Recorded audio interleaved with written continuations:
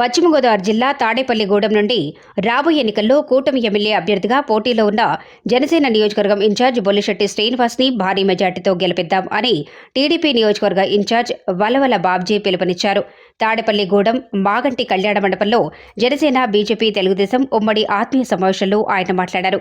తెలుగుదేశం పార్టీలో 4.5 ఏళ్లు నియోజకవర్గంలో పార్టీ బాధ్యతలు మోసిన తాను ఎమ్మెల్యే సీటు ఆశించటం కానీ పవన్ కళ్యాణ్ రాష్ట్ర భవిష్యత్తు కోసం త్యాగాలు ఒక సైతం సిద్ధపడి పనిచేస్తున్నారని, కూటమి రాష్ట్ర ప్రజల భవిష్యత్తు కోసం కలిసి వస్తున్నాయన్నారు.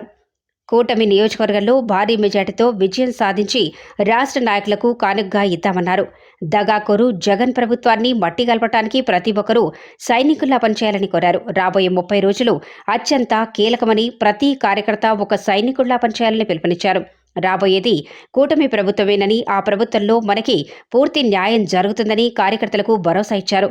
మన ప్రభుత్వం వస్తే చేసే సంక్షేమ కార్యక్రమాలను విజయవంతంగా ప్రజలోకి తీసుకెళ్తూ జగన్ దాష్టిక ప్రభుత్వ చర్యలను ఎండగట్టాలన్నారు.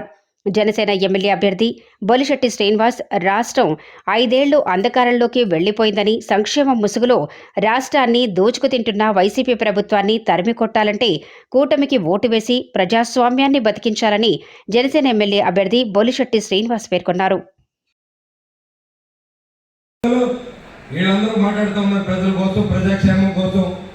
ఇవాళ మీకు ఇచ్చి పథకాలని బాబు గారు డబ్బులు అడుగుతా ఉన్నారు. నేను మేటు నొక్కుతానని చెప్తారు. ఎవరు డబ్బులు మేటు నొక్కుతారు?